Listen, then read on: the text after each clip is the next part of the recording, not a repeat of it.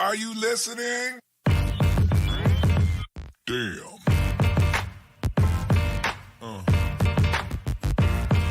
Yeah. Yeah.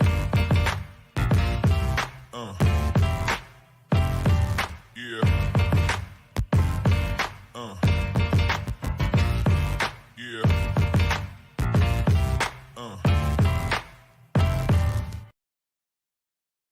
Hello and welcome to another episode of the Damn Podcast. I am your host, Angie Machado, and with me, as always, is our rookie, Jake Hedberg. Jake, we are closing in first week of fall camp, your first fall camp as a BeaverBlitz staff writer. What are your thoughts here heading into this week? I'm just super excited. I've been waiting for this all summer. I can't wait. We're super close. 3 days away, and I'm excited. I feel like there's a buzz around this program that there hasn't been in a long time, and I'm just super excited. Yeah, there is definitely a buzz between people within the program, people outside the program. I think we're kind of getting overlooked right now. We are getting overlooked, but there's more chatter maybe about the Pac-12, Pac-10, what's going to happen now that Colorado left. As we record this, we're live. It's Monday afternoon. Apparently, Commissioner Kliakoff has presented presidents with the proposal for the media deal. There's some rumblings that it may not be as big as what it currently is. It may be going to Apple. Interesting to see what happens when like the actual true info comes out. But what are your thoughts? I mean, this won't take effect obviously till 2024. Yeah, should not diminish anything that's going on this year. Let's just get that out of the way right now. What are your thoughts on this whole Pac-12 media rights deal?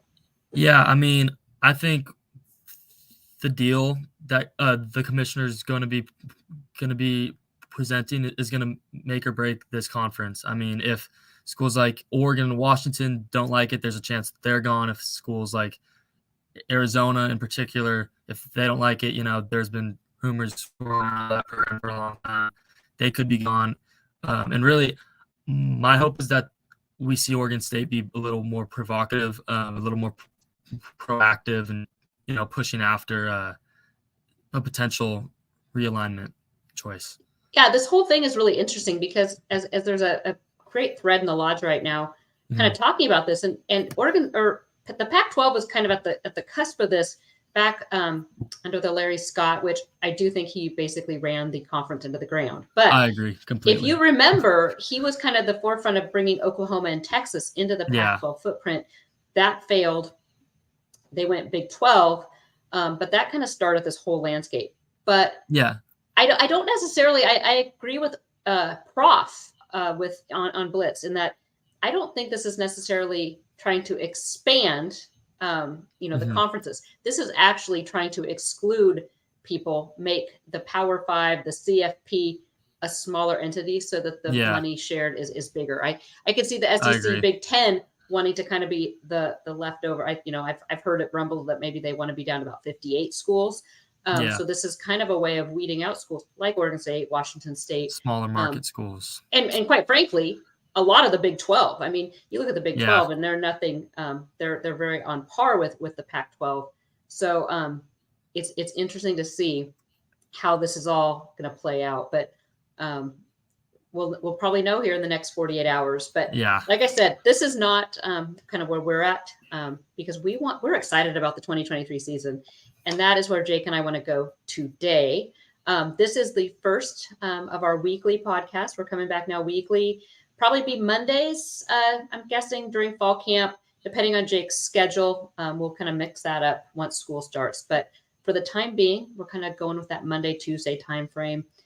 And before I get started, I do want to let everyone know that you got to get to BeaverBlitz because that is where all of the magic happens behind the paywall in the lodge. Jake will be posting his in-depth practice report. Lodge notebooks will be there. We'll have videos. We will be there every single day. One of us, if not both of us, will be down in Corvallis. So exciting time to be a member.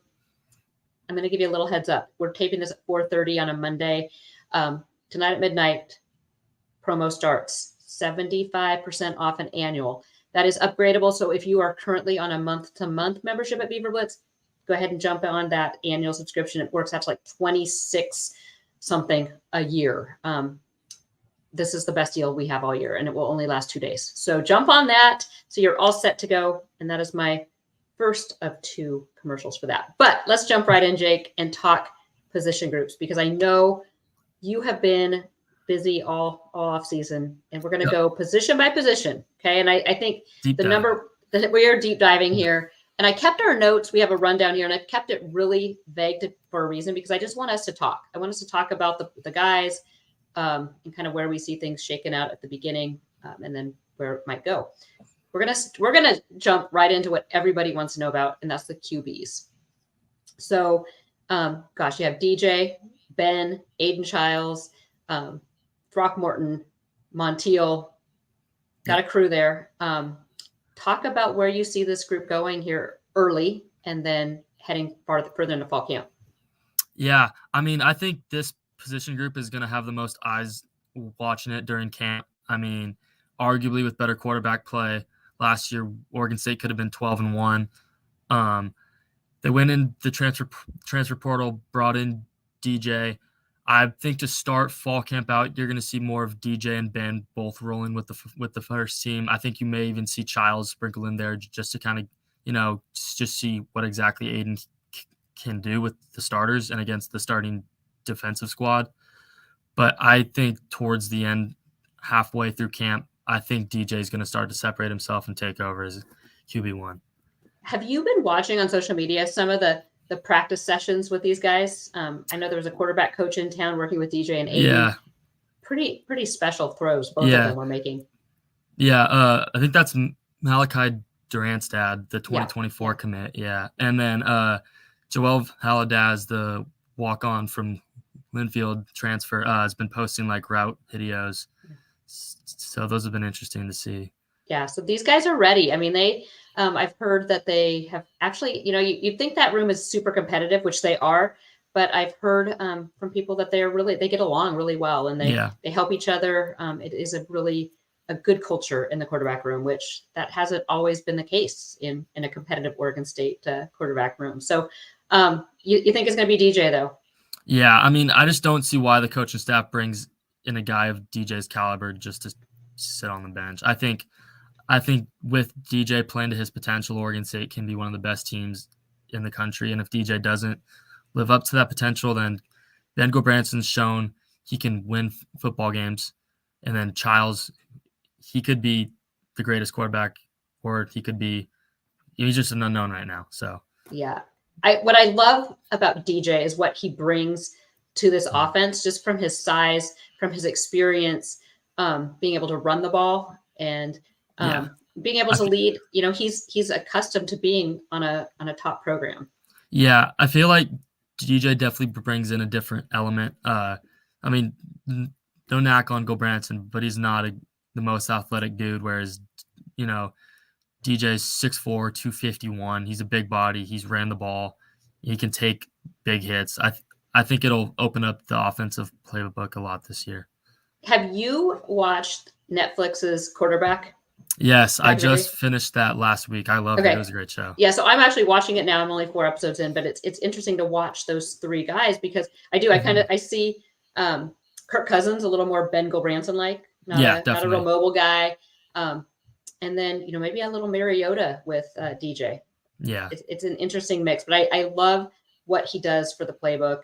And I don't think Oregon State has had quarterbacks of DJ and Aiden's caliber in, gosh, Matt Moore. I mean, I do. I think back to Matt Moore and being Derek Anderson, even maybe. Well, Derek, but Matt was probably the most recent that you watched him and you just were like, wow. I mean, that's, and I do think that that DJ is going to settle in nicely and be the guy.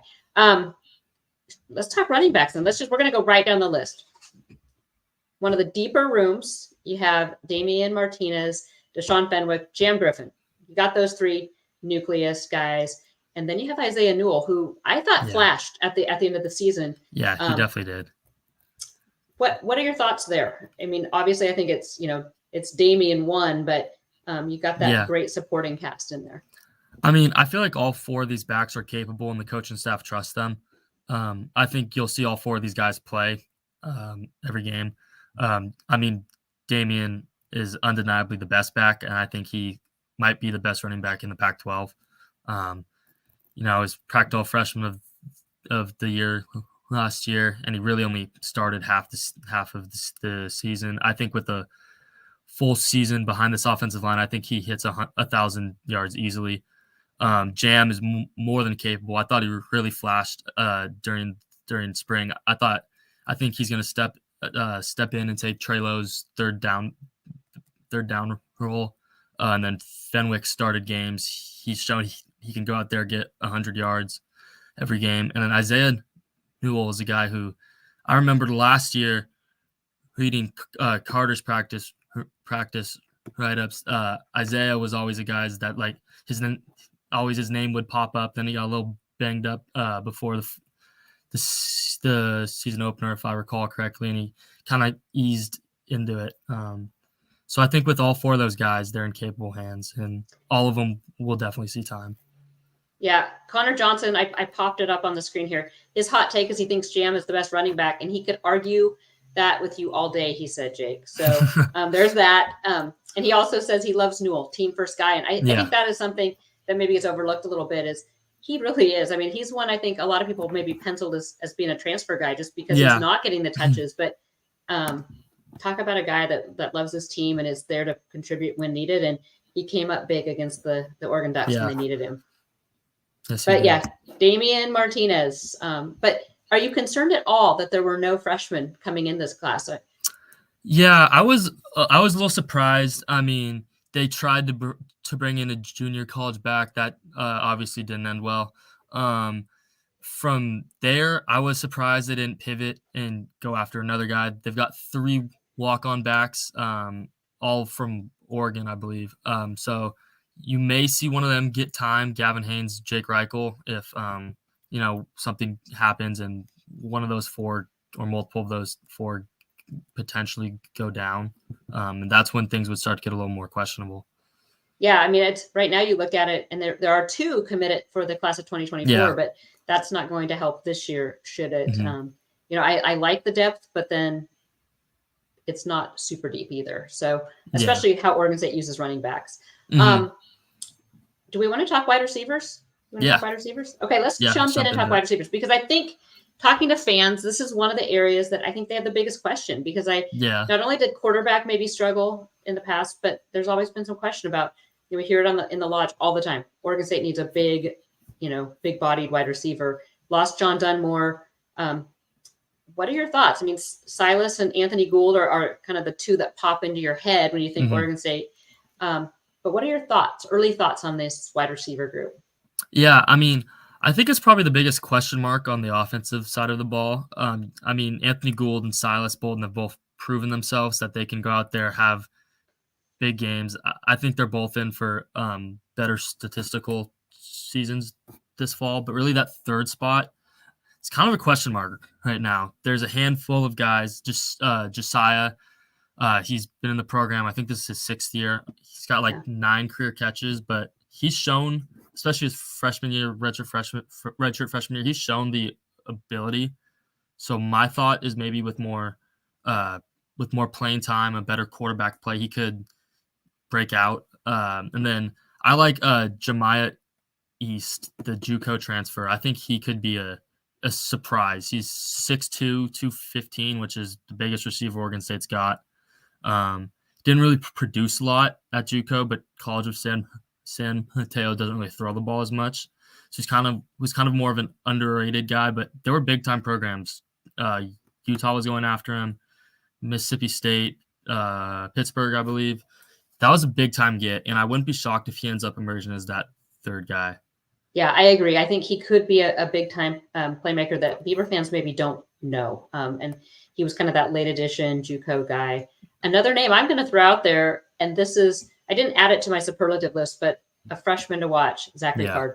Yeah. We were so blown away by him this spring. But he's another in the mold of Anthony Gould, I feel. He's kind of that smaller bodied, quick. But, him and Aiden Childs hooked up on a couple jaw-dropping plays. Yeah, I mean, I truly think if spring camp was any like indication, I think Cards earned a spot in the two deep, and I don't think he'll redshirt. Yeah, I think he's going to be an instant contributor. Okay, and along those same lines, let's look tight ends. A couple changes there. You still have Jake Overman. Jack Belling should be back from his shoulder injury. You bring in Terry. What are your thoughts on that group as a whole? Do you think we see them get more involved? Yeah, I mean, I think it's a deep group. I think they've got 5 tight ends that could flat out play. It'll be interesting to see how the whole rotations manage, just because I think Jack Belling and Jake have established themselves as starters. But Jermaine Terry, I think he's the wild card here, because if he lives up to his high 4-star prospect ranking, I think he could add a whole another element to this passing game. He's a big guy, 6'4", 250 pounds. He looked good in the spring. I think if he gets involved early, I think he could break out as one of the top tight ends. Cooper Jensen too. Those 3, yeah, Jensen's another one too. Yeah, I just think it's such a deep room. Yeah, it is. It's such a deep room. I mean, Riley Sharp, the former outside backer, is now a tight end, and he didn't look super rusty at the spot during the spring. And then I know the staff loves Bryce Caulfield, the walk-on out of Lake Ridge, I believe, Lake Oswego maybe, don't remember. But I think any of those 5 guys will see time. I'm just really intrigued to see how Coach Lindgren works them into the passing game more, because I think Jake and Jack had 23 combined receptions last year, but I think they're in for a lot more this year. Yeah, I think there's been a couple comments here too. I think you see like a Terry Velling as maybe utilized as more of your bigger bodied wide receiver. Riley Sharp, do you think Riley Sharp, I just have this gut that he's going to be the Jack Coletto this year, and we'll see him in a lot of different packages. What are your thoughts there? I think there's a handful of guys. During spring camp, we saw Isaiah Newell take reps at fullback. We saw Hodgins take reps at fullbacks, and I think Sharp could, he's a bigger guy, he's 6'6", 250. I think he could slide right into that short yardage role.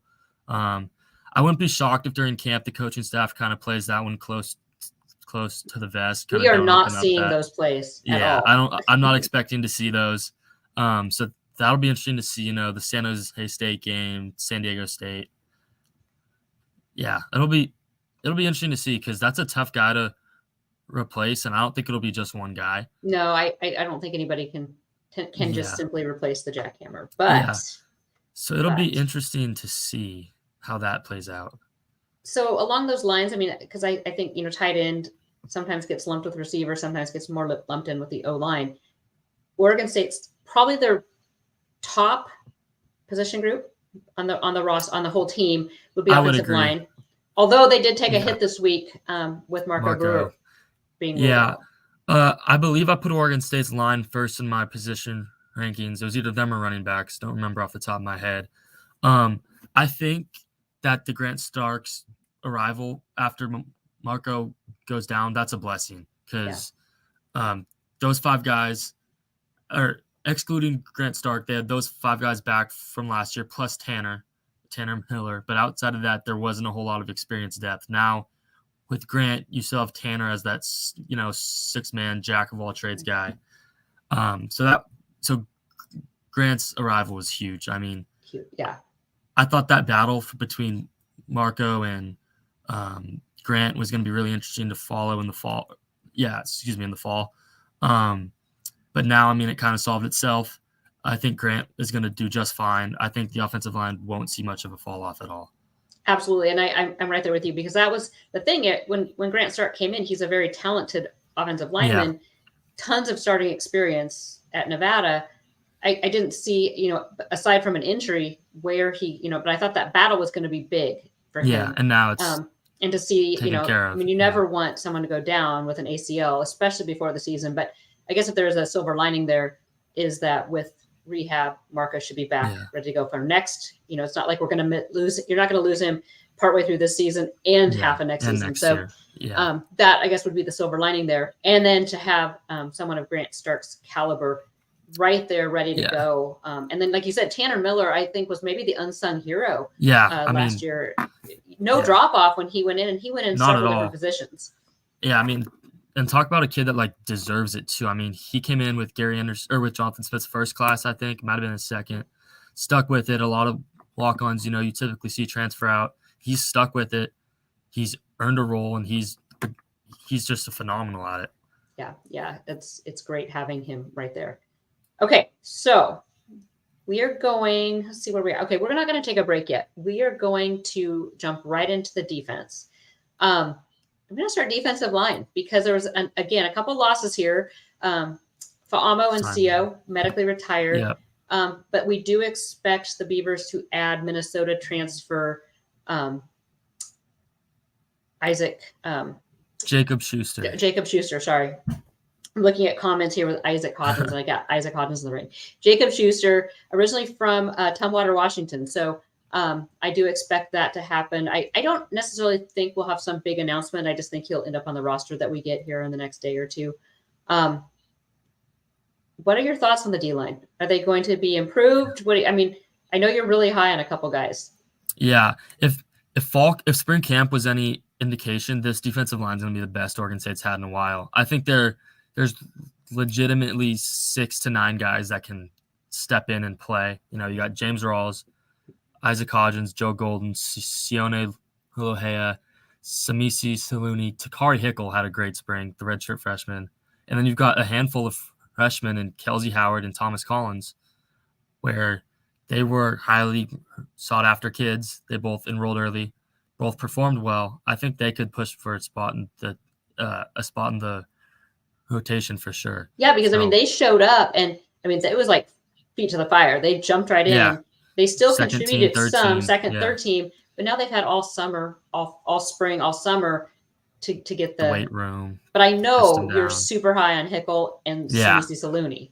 Yeah, Takari had a great spring. He wasn't a very highly touted kid at all, and I wasn't really sure what to expect. Like my first couple practices, just because I hadn't ever seen him play.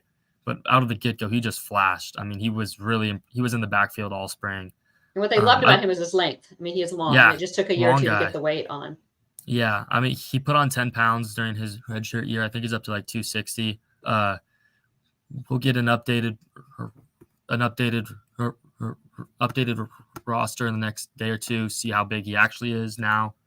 That'll be interesting to see, because I think if he gets up to 270, 280, could be special. So if Oregon State's defense had a struggle last year, it was the pass rush. Do you see that improving this year? Yeah, I think the outside linebackers that they got are going to help that a lot, between Nico Taylor, Oluwamatoshu. I think those guys are going to be in for a big year. Not sure how much they'll play right off the bat, just because Oregon State's got a deeper room with John McCartan, Corey Stover, Chatfield. Ryan Frankie's could be a factor this year. And those guys have been in the system. They've played a lot of football. So I think towards the start of the season, you'll see those guys play more. But Taylor, Aloisi, I think they'll get eased into it. And then I think they could be in for a huge year. Okay, we have a question here. MMD, is he an outside linebacker? Yes, he's listed on the roster as an outside backer. Didn't really see a whole lot of him in the spring. He was mainly with the third team, but I know he spent the last year in the weight room, put on some like 10 pounds. And this is hard. This is hard. Like when Jake and I are doing things like this, and it's a real kind of a wavy line here between outside linebacker and defensive end. Yeah, because a lot of guys around play both. Yeah, like Sione, a lot of time in fall camp or in spring camp, he was playing outside backer, but he's listed as the roster at a defensive end. Same with Aloisi Omatoshu. He's listed as a backer. He played defensive line. So they've got a handful of guys that can kind of do both. It's kind of a wavy line there for it makes our job a little tougher, because it's kind of you start kind of talking about these guys. But let's move right into linebacker then. Inside linebacker, are you concerned? Oregon State started, ended last season with the thought that they were going to have Omar Spates back, their All-American inside linebacker. He ends up transferring to LSU, leaving Oregon State. I'm super excited about Easton Mascarenas. Yeah. But, what are your thoughts there? Does Oregon State take a step back in the linebackers? I think they will take a slight step back. I do think Trent Bray is one of the best linebacker coaches in the country. I think he'll have his guys ready. I think it'll be interesting to see who it is that steps up at that second spot. I think in my mind it's down to 3 guys. I think it'll be Calvin Hart, John Miller, and then Micaiah Tongue. I'm leaning towards Hart just based off my gut telling me that he's the more experienced option, at least to start the season. But Tongue's the guy that really flashed. He was great in pass coverage as a backer. He really impressed me. Especially for being a brand new position. Yeah, exactly. I mean, I just wasn't sure what to think. It was his first time playing defense in a few years. Wasn't sure how quickly he'd come along, but he looked like he hadn't lost a step. And I wondered about Micaiah because he's just too athletic to be sitting on the bench. Yeah. Great athlete. And for those that, I mean, you're old like me, you remember Micaiah's dad, Reggie Tongue, was like the best player that Oregon State had for several years there and in some pretty dark times. But I didn't know if he had if that gene stayed with him, that ability to hit. And he doesn't look like he shies away from contact. So yeah, that could be an interesting one. Like you said, I think, and then John Miller's in the mix. John's a proven guy. I mean, yeah. if you watch the last drive of last year's Civil War, because Omar was out and Easton broke his hand. John was out there. And if you look at the last 2 plays, John was in the backfield stopping the run both times. So I think he is a guy that a lot of people are kind of counting out, but I think he could easily start. Yeah.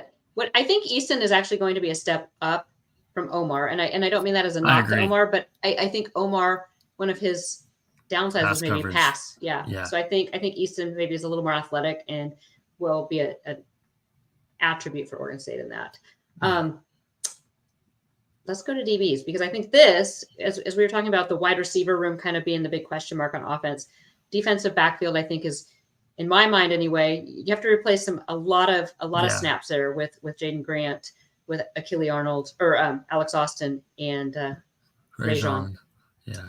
Not as much Rajon. I mean, you really look at Alex Austin and Jaden Grant, how many snaps and how many plays those guys played. Yeah. Just Jaden what leaders they were. Yeah. I mean, total leaders. So talk to me a little bit about what you see. I know who I think is going to step up. I do also think it was huge that Katana Ladapo stayed. Yeah, that was massive. Just because he gives Oregon State that experience and leadership. But talk to me about your thoughts on that group. Yeah, I feel like their starting 5 is pretty set in stone at the moment. I feel like their corners are going to be Jaden Robinson and Tyrese Ivy. They were both the only cornerbacks to run with the starters. He flashed, by the way, for a new guy in spring. Tyrese, yeah, he came on strong. Like day one running with the starters, which from JUCO defensive backs, you really don't see that a whole often. So that kind of took me by surprise. I was really surprised, actually. But behind those 2, they have a pair of redshirt freshmen the staff really likes. Joe Swen, who had 2 picks during the spring game. Long, lanky guy. I like him a lot. I think he could be a good one. And then Noble Thomas, redshirt freshman from Florida, another guy who had a really good spring, played a little towards the end of last year. I think this group will fall off a little bit, but I don't think there'll be as big a fall off as people are expecting. And those are 2 names I think Beaver fans, a lot of Beaver fans, if you're not following the Lodge all the time, and they were late additions to the signing class a year ago. Yeah. Totally watch those names because they are going to be there. But Ivy is one that I really think is like you. Typically, JUCO DBs have taken a year or so, at least several games. Rajon did, Nashon did. Cooper did. Julian. That was Cooper. That was the rare one. Yeah. So, but I'm excited to see him, and then I just think Jaden Robinson has been kind of biding his time. He had that shoulder injury. Yeah.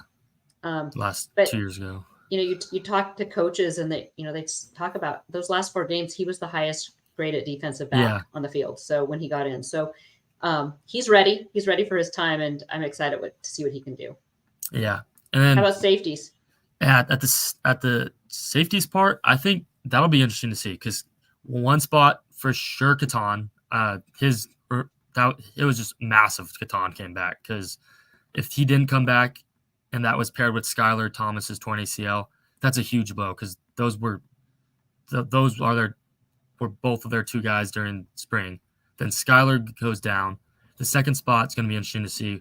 Right now, my gut's telling me it's going to be Achille Arnold until we see a healthy Alton Julian.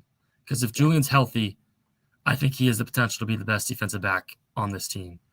But it's just a question because he was there before he got, before the injury. But I mean, he hasn't played a snap of football in 22 days. Or sorry, 22 months, excuse me. 22 months. So that'll be as an athlete, how big is the mental piece then of coming back from an injury and trusting that it's, solid? I feel like it's a big part. I mean, I never had an injury as significant as that one, but I do know he had another injury while he was recovering from the first one. So I know that could mess with you mentally. It could get in your head. You could be a little contact shy. Excuse me. I just think it's going to be hard to count out a healthy Julian because if he is healthy, I just don't see him not starting if he's healthy. How about special teams? We're gonna kind of keep this one short and sweet. But what do you think of special teams? You have Everett Hayes back kicking. Sappington in Sappington, but you lose your best punter you've had in years. Yeah. Well, from what I've heard around the program, Josh Green, their expected punter, is a good punter. He's a solid, he pushed Losher last fall. So I'm not expecting as big a drop-off there as a lot of people would think. The kicking game is the real question mark. I don't think you can trust either of those kickers right now. They haven't really shown consistency. They haven't shown the ability to be consistent. And I was kind of surprised the coaching staff didn't go after another guy. Hayes and Sampton went 11 for 20 last year, which is 55%. I think if you want to be a Pac-12 title contending team, you have to hit 75% of those. Yeah, I mean, that's I think a lot of it, though. I mean, we know that they have the skill, both of them. It's just a matter now of it's the mental part and getting the mind right. So hopefully there was some off-season mental work. We are going to take a quick break for those listening on the podcast. For those live, just a short little quick break so we can pop it into the podcast and ad break. But I do want to remind everyone, if you're not a member of BeaverBlitz, you definitely want to be a member. Jake or I or both of us will be at every practice that we are allowed to be at, bringing you all the videos, the Lodge notebooks, which are quick. They have become the most popular feature on the site, the recaps, and that will be live. But we actually will be going into promotion mode Monday night tonight, midnight, 75% off an annual subscription for 2 days. You get 2 days to jump on that. It means you get an annual subscription for a little over $26. Don't miss it. It's an amazing deal. And it's the biggest and best sale we will run all year. And that will get you all of the camp coverage, all of the football season coverage into baseball season next year, which baseball we'll talk about another day, but is going to be a great year. So with that, we're going to take a quick break and we'll be right back to talk a little more football before fall camp starts. Okay, we are back. Okay, we've done a deep dive in all the position groups. Now I got some just more broad stroke questions for you. Strength of the offense for 2023. I think without a question, it's the run game. I mean, this Oregon State offensive line's great. Josh Gray, Jake Levengood, Tolley, Bloomfield. Time out. Because I got a question here about the promo. Does it come with Paramount Plus? It does come with Paramount Plus once you're over the trial, the special pricing. Full price BeaverBlitz membership gets the free Paramount Plus. So you do not get it until you go on to full price. That is probably a good question that people will want to know. But Ben, we know you're a member of BeaverBlitz, so. Okay, so running game is what you're thinking. Yes. I think this offensive line will be better than last year's between two all Pac-12 tackles and Josh Gray and Tali Fuaga. Jake Levengood's the anchor of the line at the center spot. Two solid guards in Stark and Bloomfield.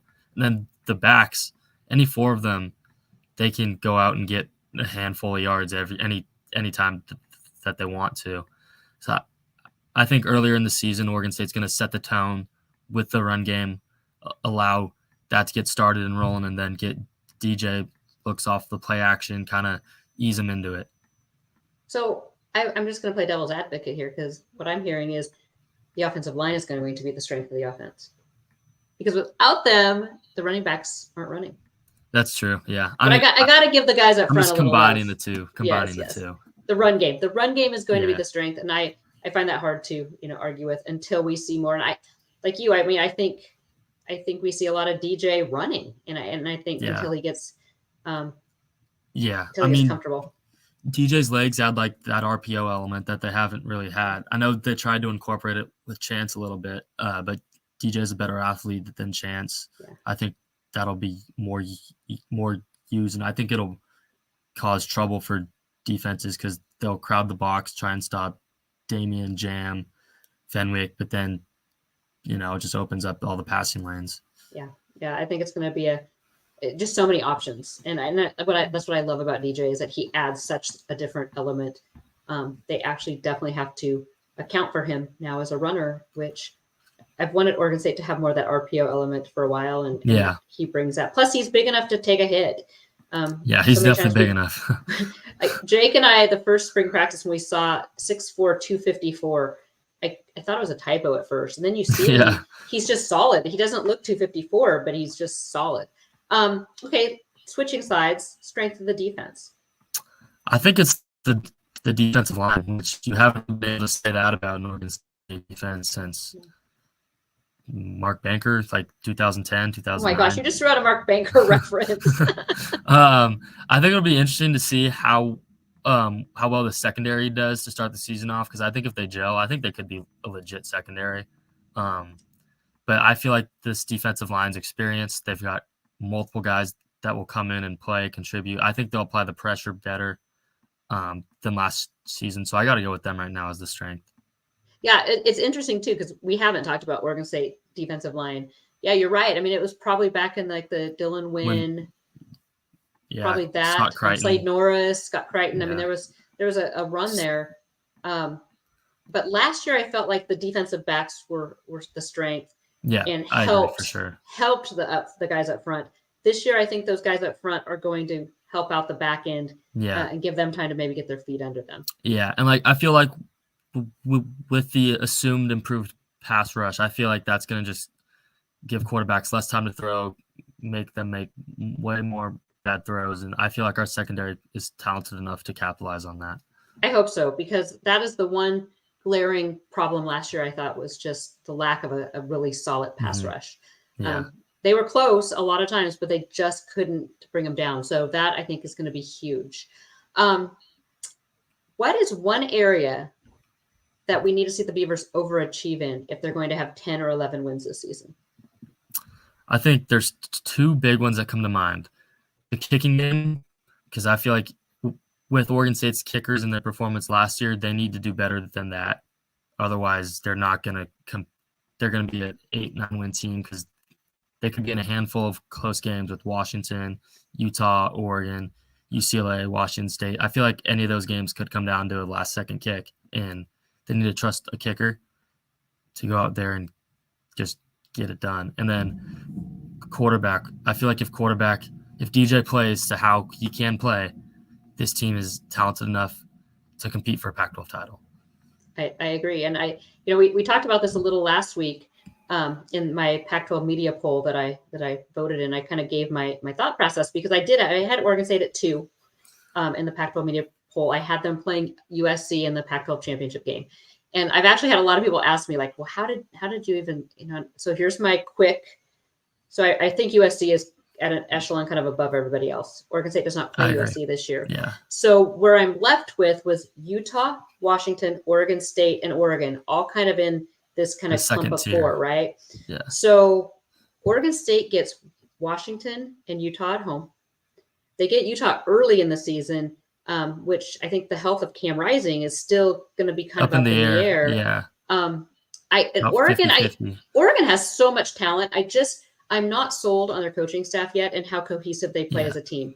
I feel like there was a lot of turnover on that staff as well. Turnover on the staff and with the players. I mean, you have a lot of portal ins and outs. So I just have questions now. Talent wise, I mean, they should definitely be in the situation, in the conversation. But I think the coaching longevity here at Oregon State, the continuity, along with the fact that Oregon State has Washington and Utah at home. Oregon's on the road right after that Washington game. That's going to be, I think, tough for the Beavs to go back to back. Playing those two big emotional games. But I just like the way the schedule plays out. I definitely agree. I mean, this past winter when they dropped out the 2023 schedule, I saw and I was like, I don't think that could have gone any better. I think it's great. Now there's a couple little trap games in there. I going Washington to Pullman State, early. Yeah. I think that could be tough. I think going down to Tucson, Zona, that could be a little. I think they've improved a ton. At Colorado doesn't. The only thing that worries me about Colorado is the altitude a little bit, but Colorado, I don't think that roster is talented enough to win more than 4 games. But you get UCLA coming up, which they don't really scare me, but UCLA has talent, and in a given day they could be right there. Cal and Stanford, they have Stanford at home. Cal on the road, is that how? Stanford home, Cal's after Utah. So no, it'll be an interesting mix there. But I'm going to ask you now about your superlatives, your preseason. Give me your preseason offensive player of the year. Who do you think it's going to be? I'm going with Damian Martinez. Okay. I just think he's going to carry the load. He showed what he could do last year, and he only started 5-6 games. Now with the full season, I think he hits 1,000 yards easily. I think he pushes for an All-American spot. That's kind of my bold prediction. That's true. So my bold prediction last year, this is before you came, was that Damian Martinez was going to be, that he was the best running back I'd seen since Quiz Rogers, true freshman. Yeah. Now, I agree with you. I don't think he started maybe as soon as I thought he would, but I don't think he started till the Washington State game. Yeah. And that might even be a little early. Okay, who's your defensive player of the year? You're too early. Defensive player of the year, I'm going with, for me, it's a toss-up between 3 guys. Okay. James Rawls, Katana Ladapu, but I'm going with Easton Mascarenas. Okay. I think he is going to be in for a huge year. I thought he was one of the better linebackers on the team last year, just didn't play as much as he should have. I think with a full season as a starter, he's going to be the team's leading tackler. He is going to just be a force. Okay. I mean, Beaver fans hope you're right. Breakout player on offense. Breakout player. I don't know if this qualifies as a breakout player. I'm going to go with Silas Bolden. I know he's kind of proven himself, but I think he's in for a big year with a better passing game. I feel like he's going to push for 700-800 yards. I think him and Gould are both going to be in for much better years, at least statistically. I thought they had good years, just didn't catch as many balls as they would have liked to. I think Silas is going to really come out game 1. He showed what he could do as a starter against Florida, had 100 yards. I'm really excited about. Yeah, I mean, I think what we saw from Silas in the bowl game, where he reminded me a lot of Brandon Cooks in that game. Yeah. And I don't throw that out lightly either. So in that game, there was a couple plays that he laid out. And I mean, it looked Cooks like. Every time Silas got the ball last year, he was a threat to score. I remember the touchdown catch against Stanford was insane. The one-hand catch against Arizona State, where he was inches away from one of the top catches in the country all year. I mean, he's just a walking highlight reel. Okay, so who's your breakout player on D? I think I have an idea, but I just want to hear. I'm going to go with Tyrese Ivey. Okay. It was down to him or Sione Hulahea. Those were the two that really popped to mind. I just think Tyrese is a guy that Beaver fans don't really know as much just because he's newer to the program. And he's going to step in and start.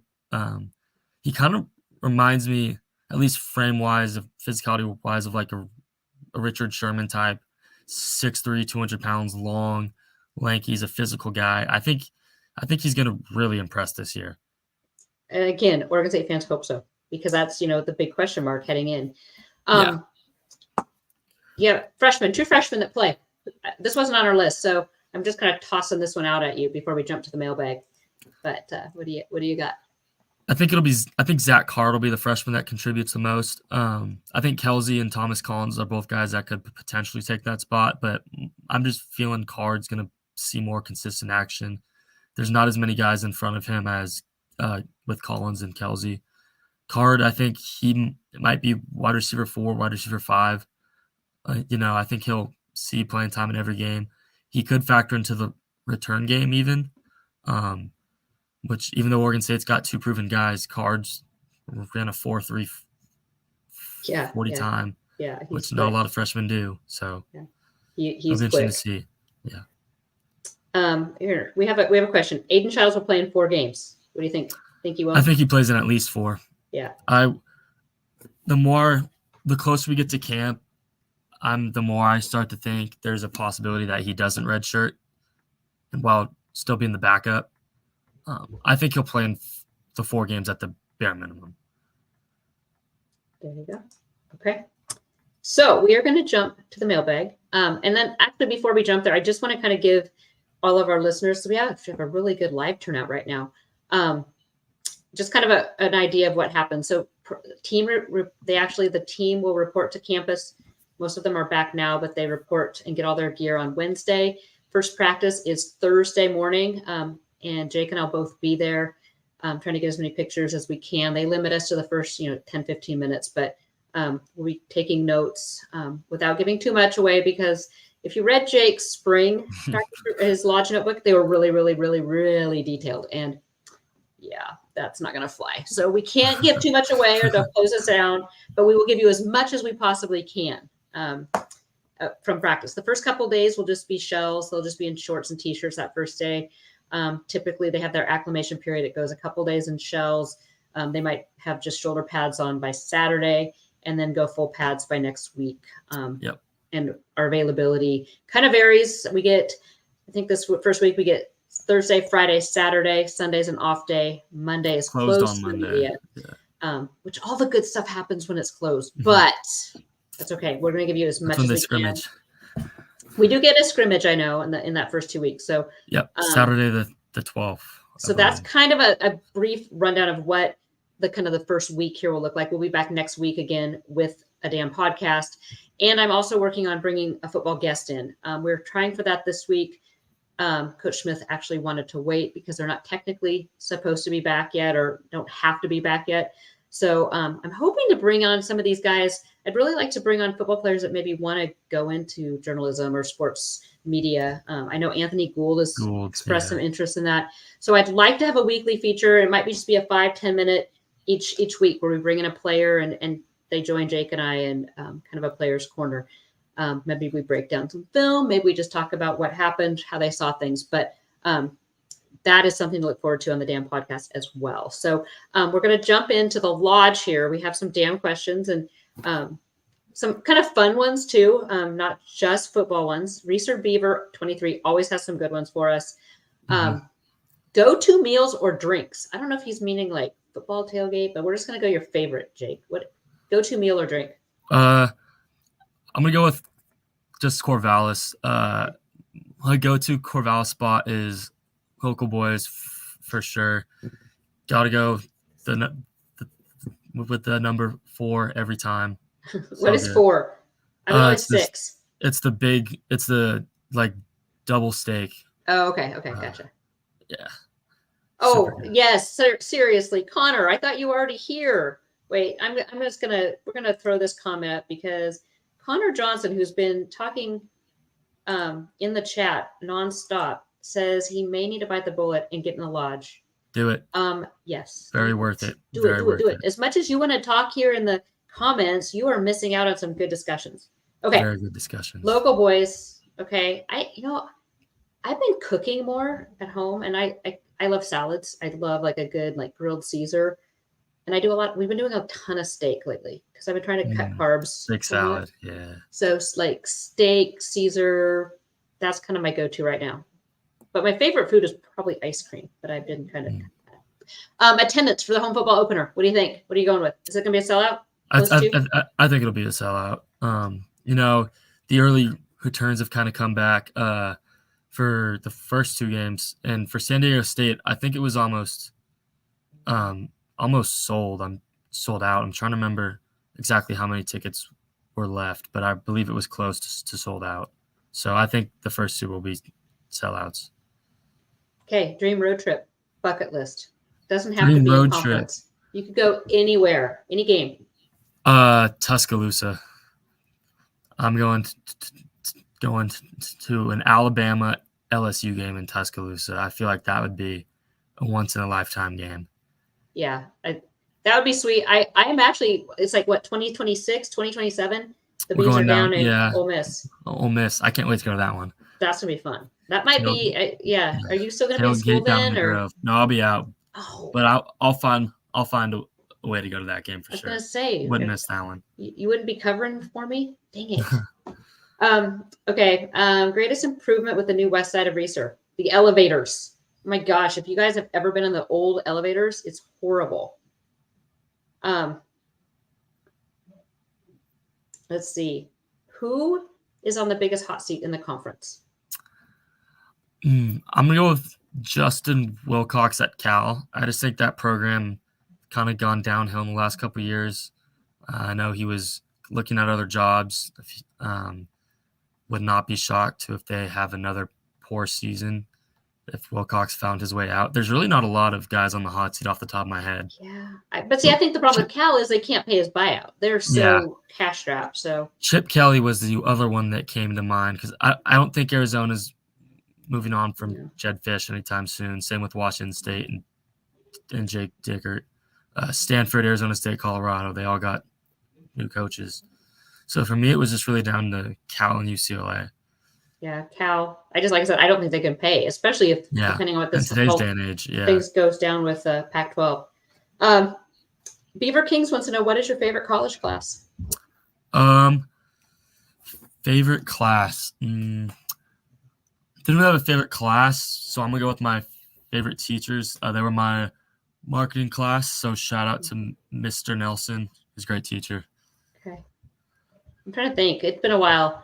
I actually so I was a marketing major as well, and I had some great ones.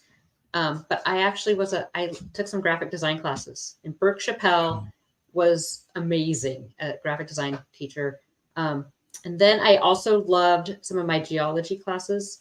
I was an environmental marine science minor, and so I had Peter Clark was, I think, one of my geology, and I love geology. So shout out to Peter Clark and Burke Chappelle if they're still around Corvallis. That was a long time ago, though.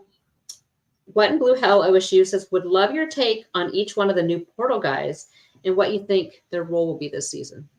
Yeah, I'll just go down the list in my head.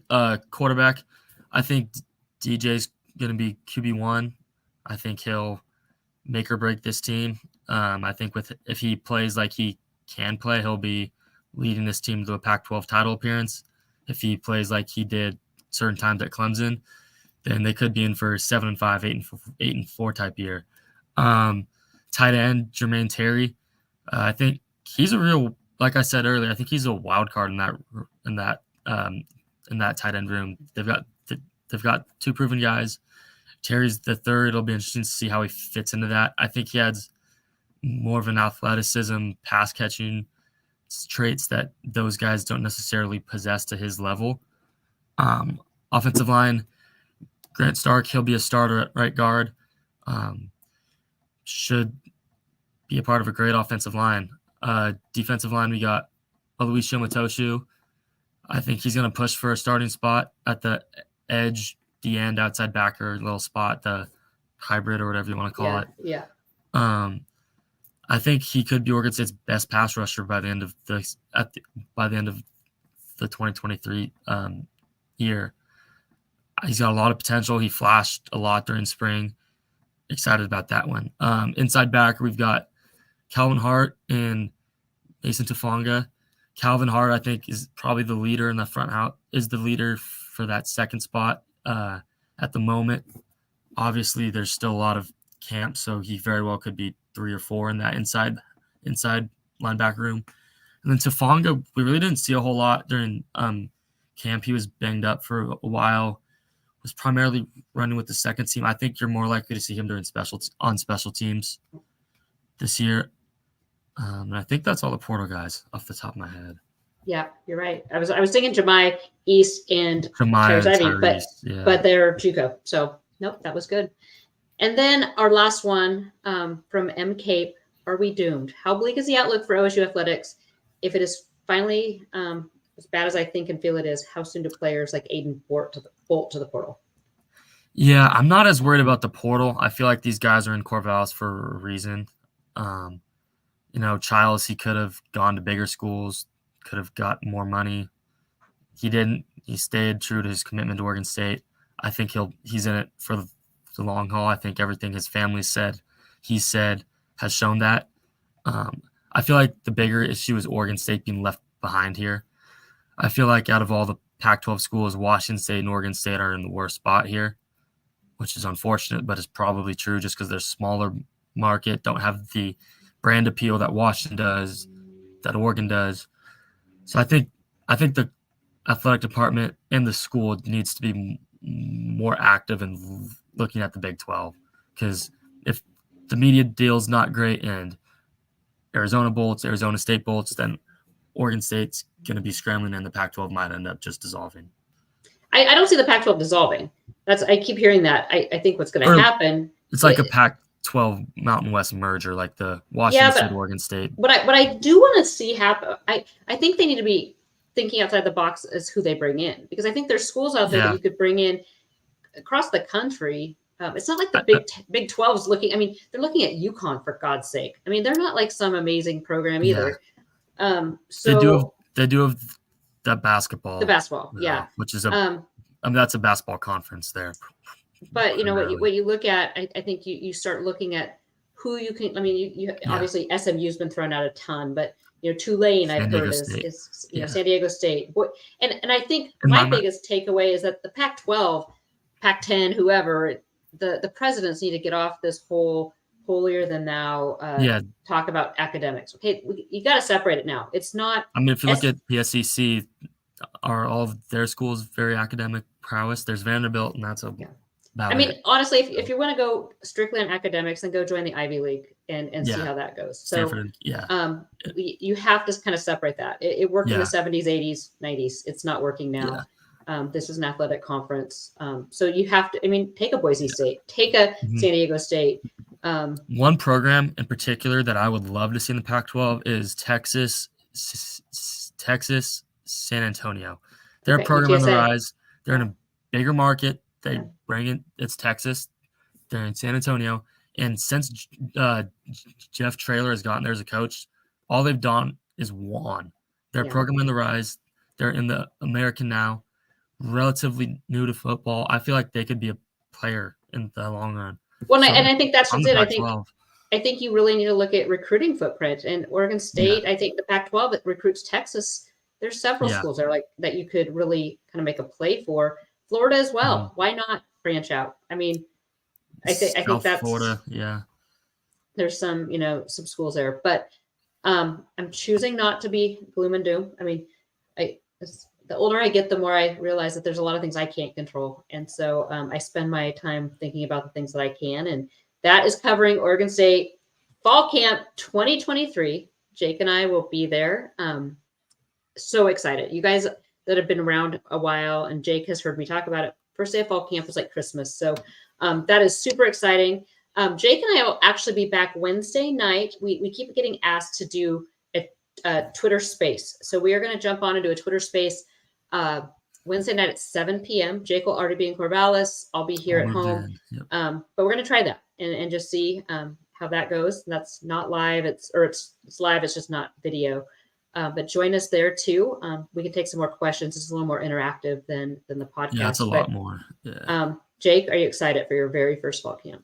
I'm very excited. I can't wait. It's going to be tough to sleep on Wednesday night. It's a fun one. So this will be my 17th fall camp. Super excited. This could be a very, very special year. Thank you all for joining us for another episode of the Damn Podcast. Remember, we'll be back next week to talk about the first couple days of fall camp. And remember to jump on, if you're not a member of BeaverBlitz yet, jump on starting tonight at midnight into tomorrow and Wednesday and grab that 75% off deal. You will not find a better deal, and it ends Wednesday night at midnight. So you want to jump on and get that while you can. I'm Angie, publisher of BeaverBlitz. He's Jake, beat writer, and we'll be back next time for another episode of the damn podcast.